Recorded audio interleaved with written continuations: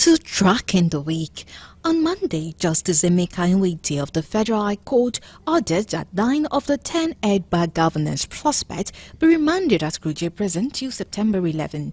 Also, one of the suspects, a pregnant lady, was remanded at Suleja Correctional Service to the next adjourned date. The ruling followed the arraignment of the suspects by the federal government following the last month Edba governance protest across the country. The suspects were arraigned on 6-count charge bordering on treason and inciting to mutiny, destabilizing the country, intimidating the president, and destruction of public property. When the charge was read to them, the suspects pleaded not guilty. Counsel to the defendant moved the oral application for bail on the ground that they are presumed innocent, but was countered by the prosecution counsel, stressing that they were charged for offense with capital punishment. The defense counsel prayed the court to remand the suspects with the police. Justice Nwite, in his ruling, adjourned hearing of the bail application to the 11th of September and noted that the 9 male suspects be remanded at Kuje Correctional Center and the female suspect at Suleja Correctional Service that has facilities for females. Still on Monday, the federal government commenced the deployment of its compressed natural gas initiative with the launch of 20 buses in Ibadan, the Oyo State capital. Speaking at the event, Program Director of the Presidential CNG Initiative, Michael Oluwagbemi, stressed that the federal government was determined to revolutionize the use of gas to drive the nation's transport system, as well as close the transportation gap through a more sustainable mass transit scheme. He said with Monday's launch of 20 compressed natural gas buses to Oyo State, other states across the nation and FCT will start receiving theirs as from Tuesday. The federal government commenced the initiative from Ibadan. Oluwagbemi stressed that the buses seek to reduce energy cost and mitigate the impact of fuel subsidy removal on Nigerians. Program Director of the Presidential CNG Initiative stated that the Asian city is poised to reduce air pollution, decrease dependence on petroleum products, and mitigate the impact of fuel price fluctuations. On Tuesday, the Nigerian Labour Congress expressed dismay over increment in the price of premium motor spirit, also referred to as fuel, saying it's a betrayal on Nigerians, especially the working class. President of the NLC, Comrade Joe Ajero, made the revelations on Tuesday, saying part of the reason why the union accepted 70,000 naira minimum wage was as a result of an understanding that there would be no further increase in the price of fuel. Recall the Nigerians woke up to a sudden increase in the price of fuel from the official price of 617 naira to 897 naira per litre. The development, which has thrown many Nigerians into confusion, prompted a reaction from the Apex Labour Union, which has been entangled in terrorism-related crisis with the Nigerian police force. He threatened that in the coming days, the appropriate organs of the Congress will be meeting to take a proper decision, which will be made public. Still on Tuesday, Nigeria and the People's Republic of China signed a series of bilateral agreements to boost developmental and economic activities between the countries. At a brief ceremony held in Beijing, China, both President Tinubu and his Chinese counterpart Xi Jinping expressed optimism that the agreement will foster collaboration that will improve businesses in trade, construction, communication, and other sectors of their economies.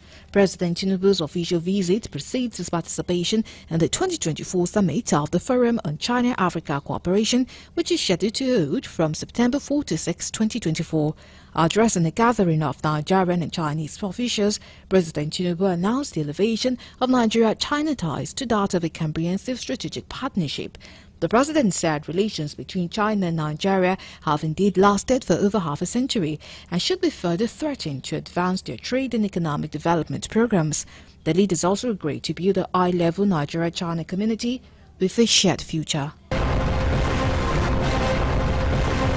On Wednesday, the National Orientation Agency partnered the United Nations Children's Fund and the Nigerian Population Commission to embark on the National Birth Registration Social Mobilization Campaign in Ogun State.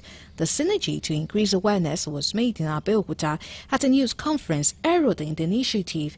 In our remarks, the State Director of NOA, Olufunke Salako, said the drive is focused on registering all children between the age of 0 to 5 years and providing them with a national identification number for free. She stressed that birth registration is the first legal acknowledgement of a child's existence, which is essential for safeguarding their rights and privileges.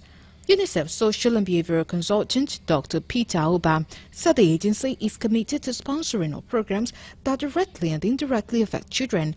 He disclosed that upcoming measles vaccination program is scheduled to commence on September 19 to September 25, advising parents to vaccinate their children 0 to 59 months. Correspondent John Felix reported that parents and guardians are urged to visit the nearest registration center of the NPC to register their children.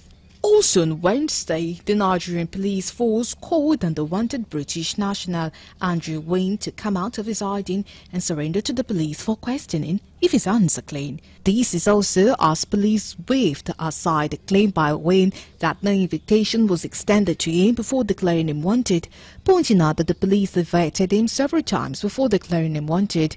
Addressing journalists in Abuja, police spokesman ACP Muyiwa Adejobi said Wayne was contacted many times and refused to show up even after his workshop was invaded.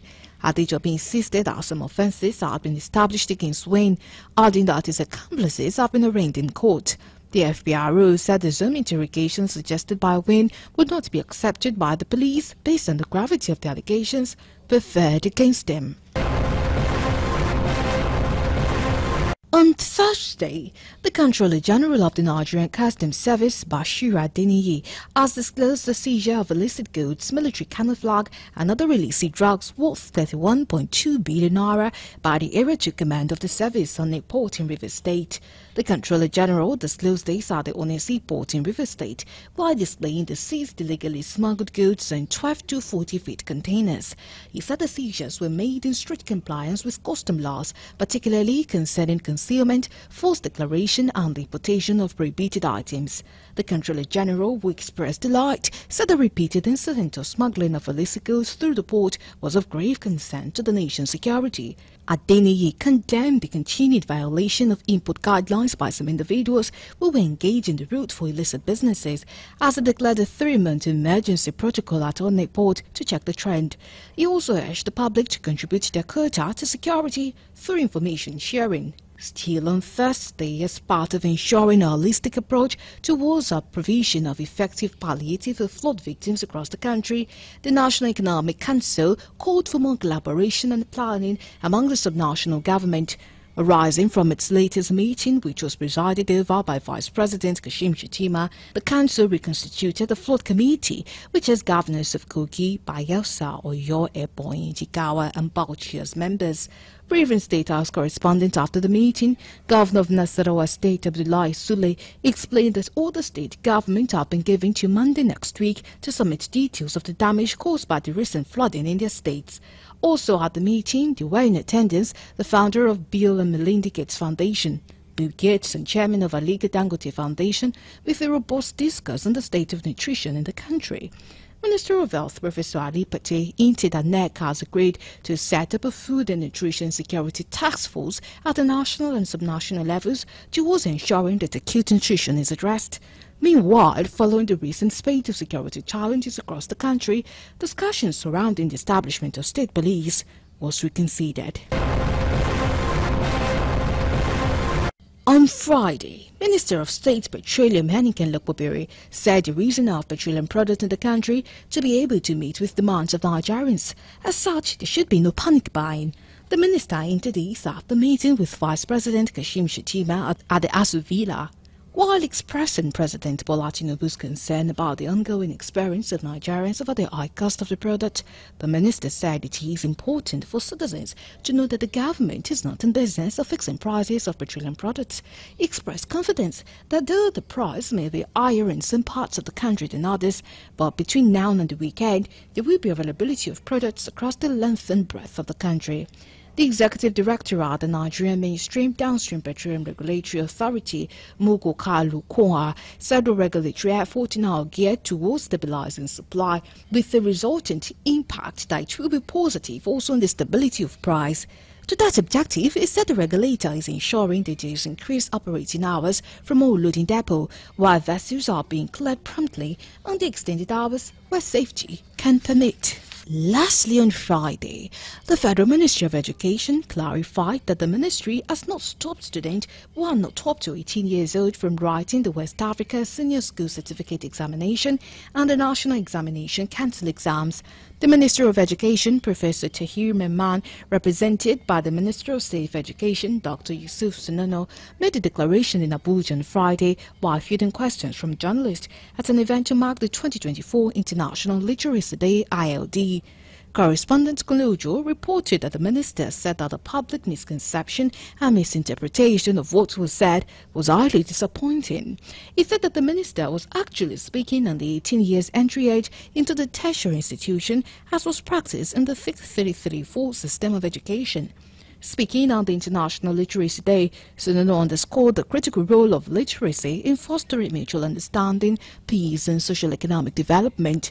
He reaffirmed the federal government's commitment to addressing literacy challenges through the Education for Renewed Roadmap 2024 to 2027.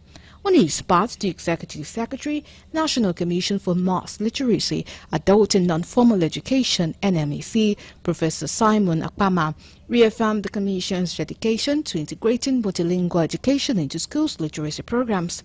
Meanwhile, UNESCO's country representative reechoed that literacy remained a fundamental human right, hence the need to create a just, peaceful and sustainable society. And that's it on Tracking the Week.